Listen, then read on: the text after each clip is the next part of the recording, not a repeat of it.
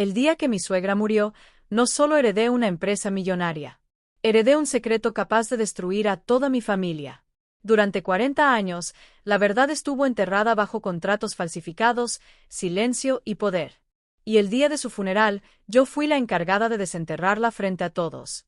Lo que nadie sabía era que aquella carta sellada no solo cambiaría la historia de nuestra empresa, sino que revelaría un crimen que había marcado generaciones. Ese día entendí algo.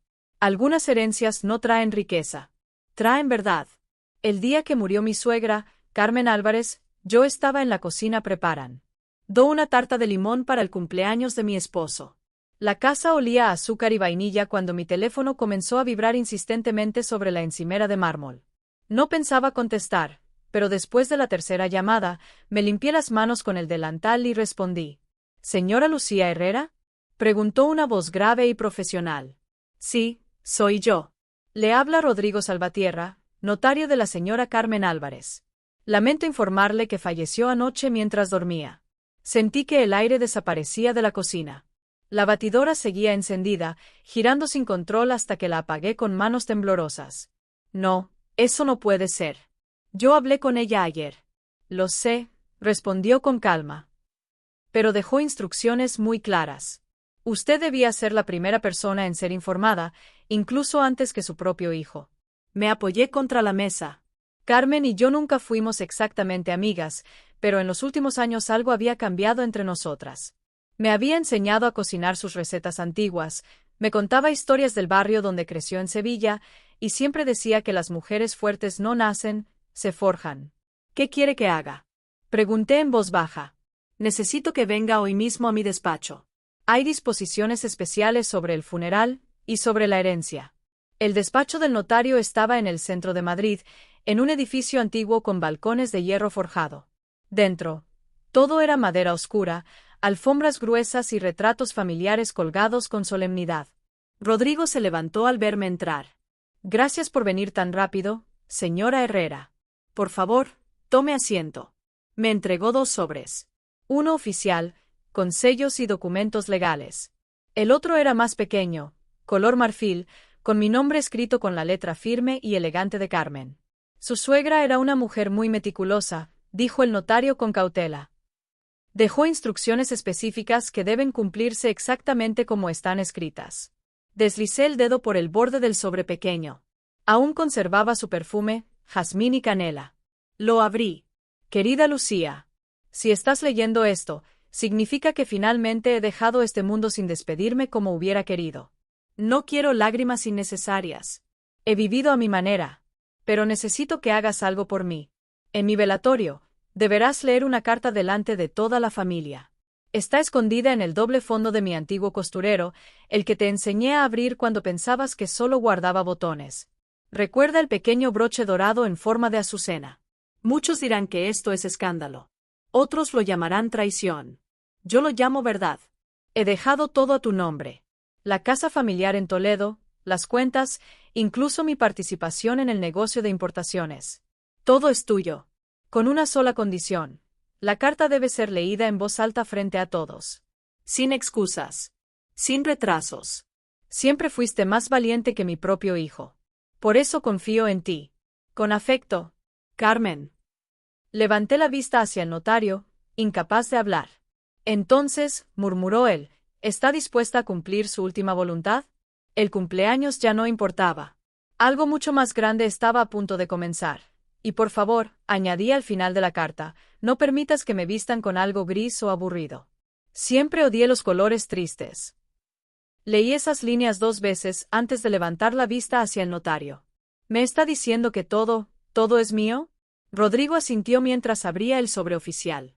La Casa de Toledo, el edificio de oficinas en Valencia, las cuentas de inversión y las participaciones en la empresa familiar.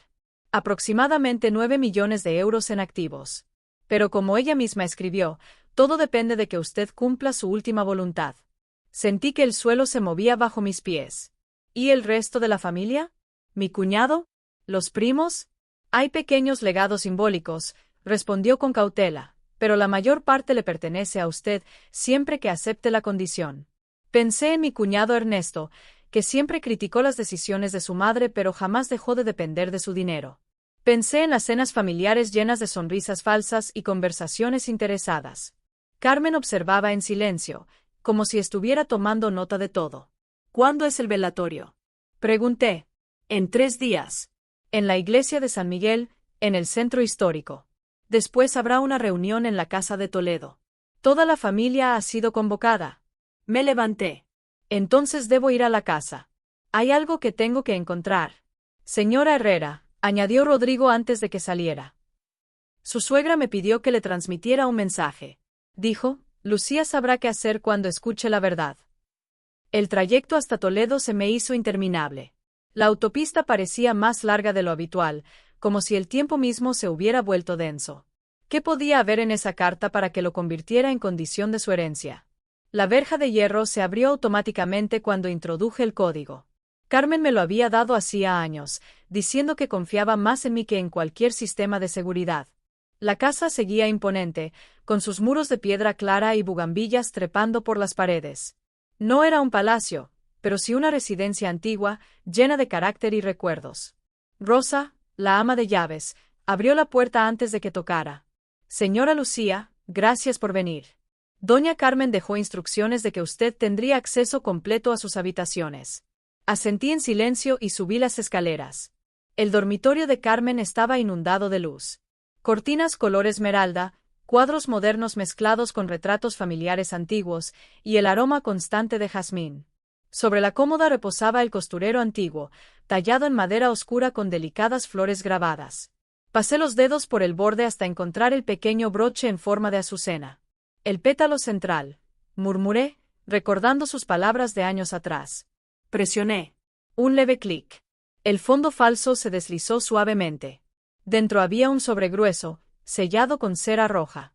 En el frente, escrito con su letra firme. Para ser leído en voz alta durante mi velatorio. Al sostenerlo, noté que dentro había algo más que papel. Fotografías. Tal vez documentos. Por un instante, estuve tentada a abrirlo allí mismo. Pero Carmen nunca hacía nada sin un propósito. Si quería que aquello se revelara frente a todos, era porque deseaba que nadie pudiera ocultarlo después. Guardé el sobre en mi bolso. Antes de salir, mis ojos se detuvieron en una fotografía sobre la mesilla. Carmen, joven, de pie frente a un pequeño local con un letrero modesto. Álvarez Importaciones. Sonreía con esa expresión suya, esa sonrisa que parecía saber algo que los demás ignoraban. Por primera vez, sentí que no solo me había dejado una herencia. Me había dejado una bomba. ¿Qué sabías realmente, Carmen? Susurré mirando la fotografía. ¿Qué verdad esperaste toda una vida para revelar? Los 3 días siguientes pasaron como una tormenta. Ernesto me llamó una y otra vez. Primero fingiendo preocupación por los detalles del velatorio, luego, cada vez menos disimuladamente, preguntando por la herencia. Lucía, mamá no habría tomado decisiones importantes sin consultarnos, ¿verdad? También llegaron mensajes de los primos. Algunos con frases vacías de cariño, otros directamente preguntando por la distribución justa. Durante todo ese tiempo, el sobresellado permaneció conmigo. Por las noches lo sacaba del bolso y lo sostenía entre las manos, preguntándome qué podía contener que justificara tanto misterio. ¿Qué verdad podía ser tan poderosa como para condicionar toda una fortuna? La mañana del velatorio amaneció luminosa. Me vestí con un traje azul oscuro, el color favorito de Carmen, y prendí en mi chaqueta una de sus azucenas blancas. El sobre parecía más pesado que nunca. La iglesia de San Miguel estaba llena cuando llegué. Carmen no era solo una empresaria respetada, también había financiado proyectos sociales en toda la región. En los bancos se mezclaban familiares, empleados de la empresa y representantes del ayuntamiento. Ernesto me interceptó en la entrada. Lucía, tenemos que hablar. El notario no nos dice nada. ¿Qué está pasando? Lo miré con calma. Lo sabremos todos juntos. Es lo que ella quiso. Intentó detenerme sujetándome del brazo. Si sabes algo. Suéltame, Ernesto. Hoy es el día de tu madre. Compórtate. El servicio fue elegante, lleno de flores blancas y violetas intensas. Nada sobrio ni apagado. Exactamente como ella habría querido. El sacerdote habló de su carácter firme, de su visión empresarial y de su generosidad. Y entonces llegó el momento. Desde el primer banco, el notario me miró y asintió ligeramente. Subí al atril con el sobre en las manos. El murmullo se apagó hasta quedar en completo silencio. Respiré hondo. Antes de morir, comencé, con voz firme. Carmen Álvarez dejó instrucciones precisas. Esta carta debía leerse hoy, aquí, frente a todos ustedes. Rompí el sello de cera. Dentro había varias hojas y fotografías. Al sacarlas, escuché un sonido ahogado desde la primera fila. Ernesto había palidecido. La primera fotografía mostraba a una joven Carmen junto a un hombre desconocido. Ambos sostenían planos arquitectónicos y sonreían frente a un pequeño local vacío. La segunda imagen mostraba al mismo hombre en lo que parecía ser una obra en construcción. Los cimientos de lo que más tarde sería Álvarez Importaciones. Levanté la vista hacia la congregación. Mi nombre es Carmen Álvarez, leí, y esta es la verdad sobre cómo comenzó realmente nuestra empresa familiar. Un silencio aún más profundo llenó la iglesia. Durante años, todos creyeron que mi difunto esposo fundó la compañía desde cero. Esa es la historia oficial. Pero no es la verdad. Pasé la página. El verdadero creador fue Santiago Roldán, mi socio, y el padre biológico de mi único hijo. Un murmullo recorrió la iglesia como una ola. Sentí que el aire cambiaba. Y comprendí que la bomba acababa de estallar. Mis manos estaban firmes cuando continué leyendo la carta de Carmen, mi voz clara resonando bajo las bóvedas de la iglesia. Mi nombre es Carmen Álvarez, y esta es la verdad sobre cómo nació realmente Álvarez Importaciones. El murmullo volvió a recorrer el lugar. El hombre que aparece en estas fotografías es Santiago Roldán, ingeniero industrial, mi socio en 1982, y el verdadero creador de la empresa que hoy todos conocen. En la primera fila, Ernesto parecía incapaz de respirar. Santiago y yo nos conocimos en la universidad, seguí leyendo. Él tenía el talento técnico. Yo tenía la visión comercial. Juntos desarrollamos un sistema de materiales ecológicos para construcción que revolucionó el mercado local. Mostré otra fotografía, Carmen y Santiago estrechándose la mano frente a unos planos extendidos sobre una mesa. Éramos socios al 50%. Patentes, beneficios, decisiones. Todo compartido. Pasé a la siguiente hoja. Hasta la noche del 12 de noviembre de 1984, cuando Santiago murió en lo que oficialmente fue declarado un accidente automovilístico. Un suspiro colectivo recorrió la iglesia. No fue un accidente. Sentí como el silencio se volvía pesado. Los frenos de su coche habían sido manipulados. Lo descubrí demasiado tarde. El caso ya estaba cerrado cuando obtuve pruebas. Ernesto se levantó bruscamente. «Basta ya». Pero el notario le hizo un gesto firme para que se sentara. «También descubrí algo más», continué. Horas antes de su muerte, se registraron documentos transfiriendo su participación completa en la empresa a nombre de mi esposo, Manuel Álvarez. Levanté la vista. Documentos con una firma falsificada. La iglesia estalló en murmullos. La firma no era de Santiago.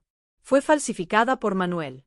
El rostro de Ernesto se transformó, pasando del enfado al desconcierto. «Eso es mentira», murmuró. «No», respondí con calma. Carmen dejó pruebas. Saqué copias de informes periciales, análisis grafológicos y registros bancarios antiguos. Durante 40 años, leí, he construido esta empresa intentando honrar el talento de Santiago. Invertí en energías limpias, en investigación, en jóvenes ingenieros brillantes. Pero también he visto cómo mi esposo vivía del fraude que cometió. La voz en la iglesia era apenas un susurro ahora. No hablé antes porque la empresa ya empleaba a cientos de familias. Revelar la verdad entonces habría destruido demasiado. Decidí esperar. Fortalecer la compañía. Prepararla para sobrevivir cuando la verdad saliera a la luz. Saqué el último sobre del paquete. Amarillento. Antiguo. Este documento está dirigido a la única hija de Santiago Roldán. La tensión era insoportable. Durante años he seguido de cerca su vida. He financiado anónimamente su educación en ingeniería ambiental. He apoyado sus proyectos de innovación sostenible. Nunca supo que yo estaba detrás. Respiré profundamente antes de pronunciar la última línea. Hoy, su hija, la doctora Clara Roldán, dirige una de las empresas de tecnología verde más prometedoras del país. Un silencio absoluto llenó la iglesia. Y entonces entendí que el legado de Carmen no era solo una herencia. Era una restitución. Más invitados llenaban la iglesia cuando una mujer se levantó desde los bancos del centro. Tenía mi edad. Cabello oscuro, mirada firme. Y esos mismos ojos intensos que había visto en las fotografías de Santiago. Carmen lo había previsto todo. La segunda parte de mi testamento, continué leyendo, con voz cada vez más segura, concede un 30% de las acciones de Álvarez Importaciones a la doctora Clara Roldán, como restitución parcial por lo que fue arrebatado a su padre. Un murmullo recorrió el templo. El control mayoritario queda en manos de mi nuera, Lucía Herrera, la única persona de esta familia que ha demostrado el mismo compromiso con la ética y la innovación que Santiago y yo compartimos. Levanté la vista. Firmado, Carmen Álvarez, cofundadora de Álvarez Importaciones y guardiana de su mayor vergüenza. El silencio fue absoluto. Entonces Clara comenzó a caminar hacia el frente. Se detuvo frente a Ernesto, que parecía haber envejecido décadas en cuestión de minutos. Toda mi vida, dijo Clara, con la voz quebrada, pensé que mi padre había fracasado, que había abandonado sus sueños. Nunca imaginé. Me acerqué a ella. Lo siento por lo que te fue arrebatado, dije suavemente. Clara me miró con lágrimas contenidas. Gracias por tener el valor de leer esa carta. Carmen, ella estuvo cuidando de mí todo este tiempo, ¿verdad? Asentí. Intentaba reparar lo irreparable, a su manera. La recepción en la casa fue tensa. Algunos familiares exigían que todo se ocultara. Otros hablaban de denunciar formalmente el fraude histórico. Muchos simplemente permanecían en silencio, incapaces de procesar lo ocurrido. Ernesto desapareció esa misma tarde. No supe nada de él durante semanas, hasta que me informaron que había ingresado voluntariamente en una clínica para tratar la depresión que arrastraba desde hacía años. Con el tiempo, la verdad salió a la luz pública. Hubo titulares, investigaciones, debates. Pero Carmen había tenido razón. La empresa era lo suficientemente sólida para resistir. Con la experiencia técnica de Clara y mi compromiso con la visión original, comenzamos una nueva etapa. Más transparente. Más sostenible.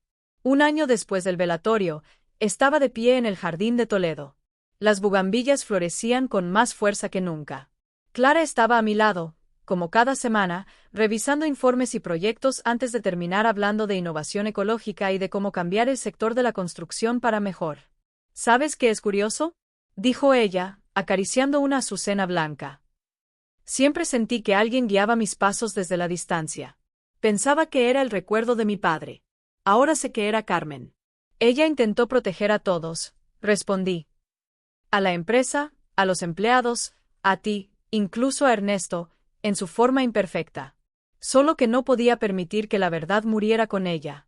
Clara me miró pensativa. ¿Crees que hizo bien en esperar tantos años?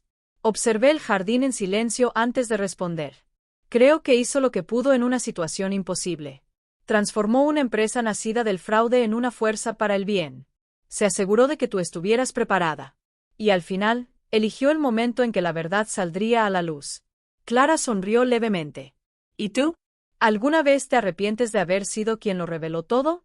Miré el cielo despejado sobre Toledo y recordé la sonrisa enigmática de Carmen. No, dije finalmente. Ella me eligió porque sabía que no huiría. Porque entendía que hacer lo correcto a veces significa enfrentarse a verdades incómodas. El viento movió suavemente las flores. Y por primera vez, el legado ya no pesaba. Florecía. Estaría orgullosa de lo que hemos construido, dijo Clara, señalando el edificio de Álvarez Importaciones visible a lo lejos. Una verdadera sociedad, tal como ella y mi padre lo imaginaron. Sonreí y acaricié una de las azucenas del jardín. Carmen solía decir que las flores de esta casa habían pasado de generación en generación, igual que los secretos.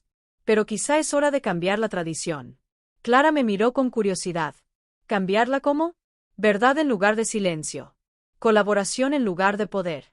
Construir juntos en vez de arrebatar. Clara apretó mi mano suavemente. Creo que tanto tu suegra como mi padre estarían de acuerdo. Esa noche, ya en el antiguo despacho de Carmen, ahora mío, revisaba informes financieros cuando encontré una pequeña nota escondida dentro de su viejo calendario de escritorio. Estaba fechada el mismo día de su muerte. La letra elegante e inconfundible. Querida Lucía, si estás leyendo esto, significa que cumpliste con lo que te pedí. Afrontaste la verdad con dignidad. Por eso te elegí. No solo para heredar la empresa, sino para transformarla en lo que Santiago y yo soñamos que fuera. Las flores del jardín volverán a florecer en primavera.